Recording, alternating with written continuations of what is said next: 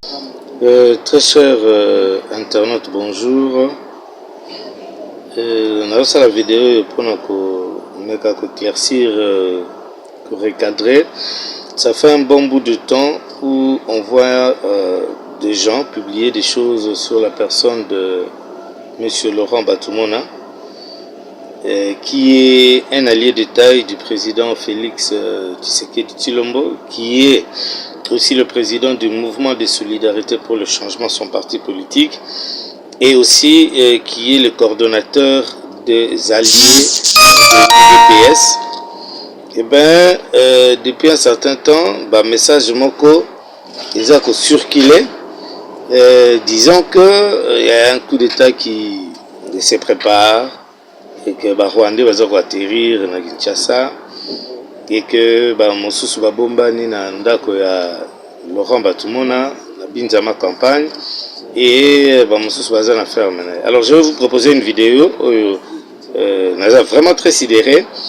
Motomoko donc soka ali atondi ameli mo biloko ezosa mala mutela mutu, qui ne maîtrise apparemment pas les choses, qui ne maîtrise apparemment pas la ville de Kinshasa, qui ne maîtrise pas la personne de Laurent Batumona, qui se permet de raconter des histoires à dormir debout.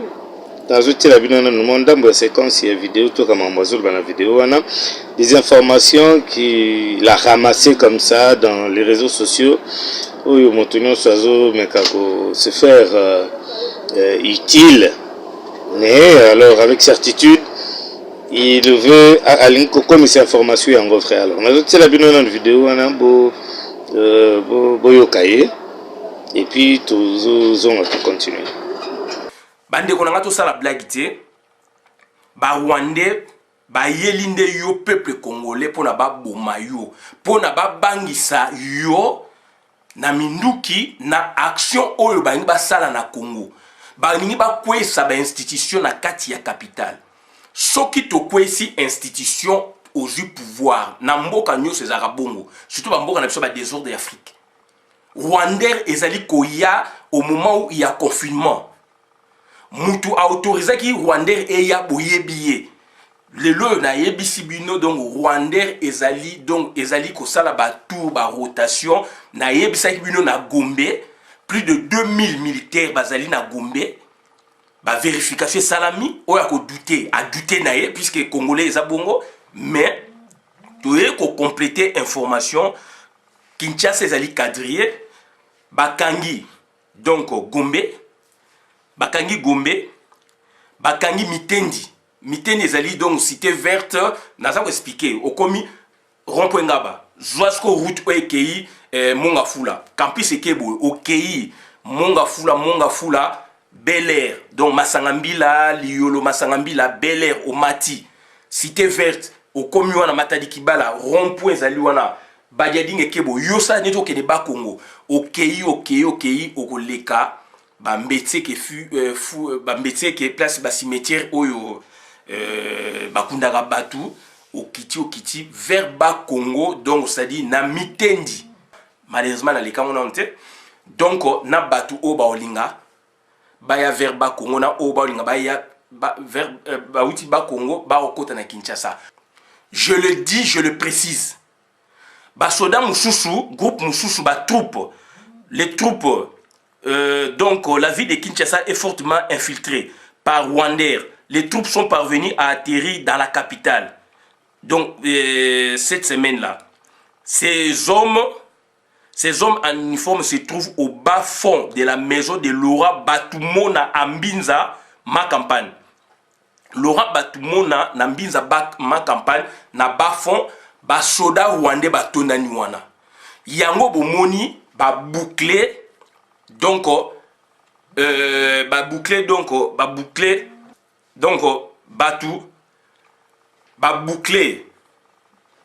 déconfiner soit disant déconfiner Gombe déconfiner Gombe. OK, si qu'on a bas fond il y a ma campagne. Donc kuna ma campagne aujourd'hui Mbinza boyebo mbudi banani côté wana tout cité wana mimosa partout on a touti kitambo magasin wane ya lisco basoda o bazali donc na maison ya Laurent Batumona na Mbinza ma campagne. Un deuxième groupe, donc un autre groupe d'hommes se trouve sur la route de Bandundu à la ferme de ces dignitaires Laura Batumona, juste avant la descente de Maïndombe et Pema. Batu o bakendaka vers bakendaka na Bandundu, donc précieux Ali, dignitaire o babengi Laura Batumona, donc atondisi basoda rwandais kuna, donc juste avant la descente de Maïndombe et Pema. Donc ezali na ferme ya Batumona. Batumona donc azali donc na front oya kotoyo, na front donc nord na sud. Nord na sud soto bito chasko donc front ouest siko ezali nde donc mitendi wana to jusikoyo donc tango fort. Voilà, merci Nakanti boyoki ndekoyo ba biloko za affirmer biloko za kotanga. Apparemment il n'a même pas la maîtrise de ce qu'il est en train de dire. Laurent Batumona, cette personne de Laurent Batumona, Nakanti bato bayebi lutte na ye pour na koluka ete alternance kota na mboka na biso République démocratique du Congo. Alors pour commencer, avant la kota na détail nazo tiela bino sous vidéo mosusu bozomona Laurent Batumona azali ko plébisciter le président Félix Tshisekedi comme président ya UDPS et aussi comme candidat président de la République. Donc, nazotie la bino vidéo yango, botala nanu, moto bazolobela, oyo alinko la coup d'état pour renverser le pouvoir. Il y a Félix Tshisekedi. Tolanda. Naye awa pona au plébiscité, bureau wa congressiste, tozana président Moussouté, président de Félix Antoine Tshisekedi.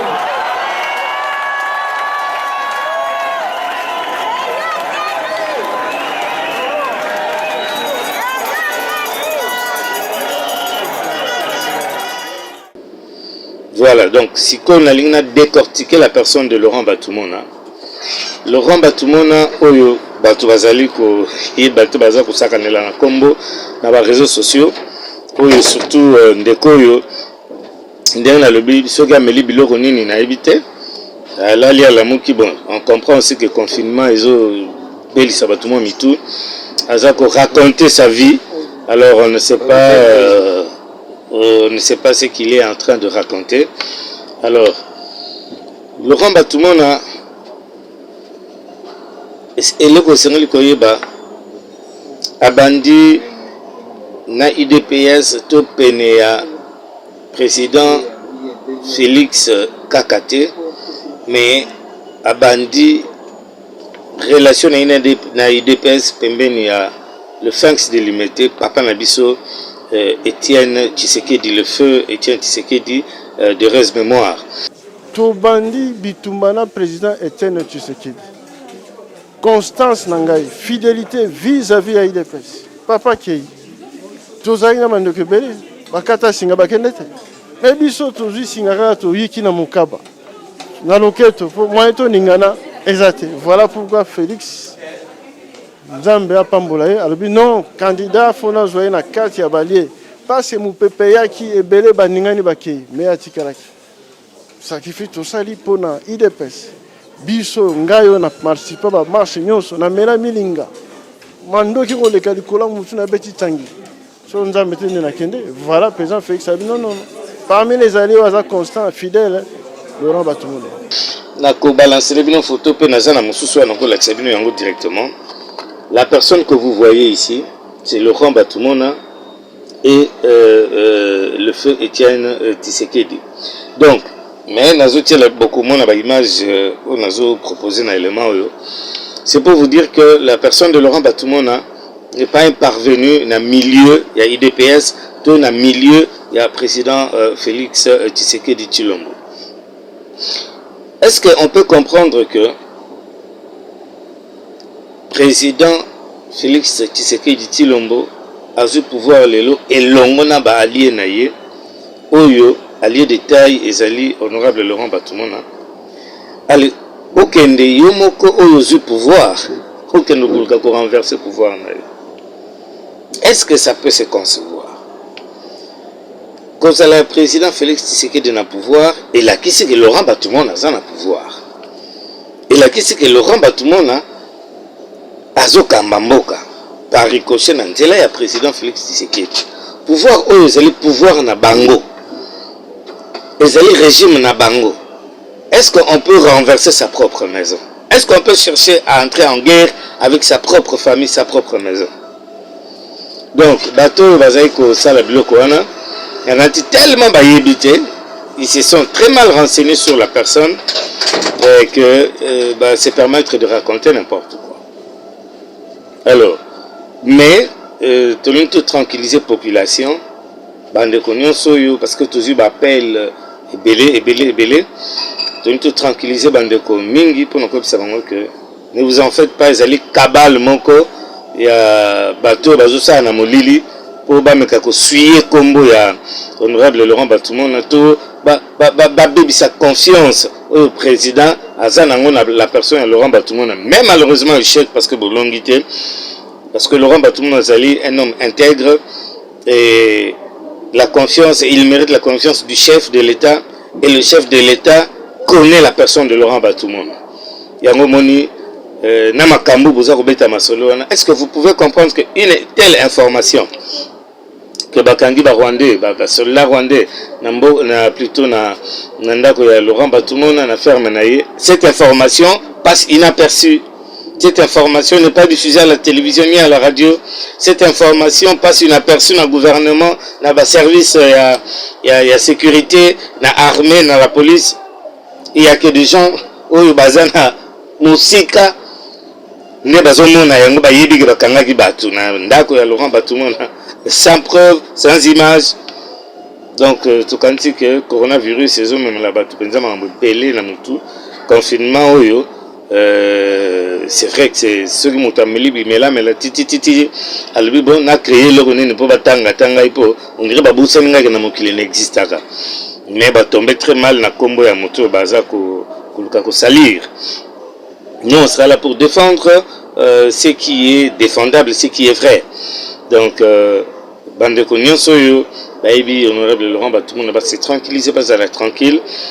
Laurent Batumon a toujours fidèle et auprès du président de la République et à s'occuper kosala eloko ya ndenge wana te parce que ils allaient pouvoir naie à koki ko bundisa yango te pouvoir oyo ezomaki na maboko ya Nzambe et kokende na suka pe mandat mosusu zo continuer lisusu après 2023 Fatih Béton toujours et Laurent Batumon a toujours na sima Fatih Béton pour que demander kokisama pe sima na yango to conserver pouvoir quelque part na biso balié il y a UDPS pe balié président Félix Tshisekedi.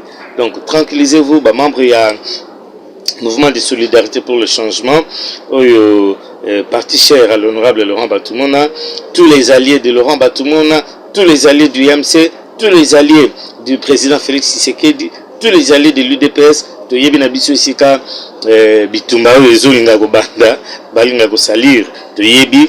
Mais nous vous disons déjà toujours que Bissaboyba que justice est allée. Il y a déjà une plainte. Il y a déjà une plainte qui a été rédigée en bonne et due forme et déposée auprès de la justice pour un binoba détracteur. Il y a Combo, il y a honorable Laurent Batumon. Donc, les habitants to yebi na biso sikezuta, mais Nanzambe Longo, Tokolonga, tous ensemble. Merci.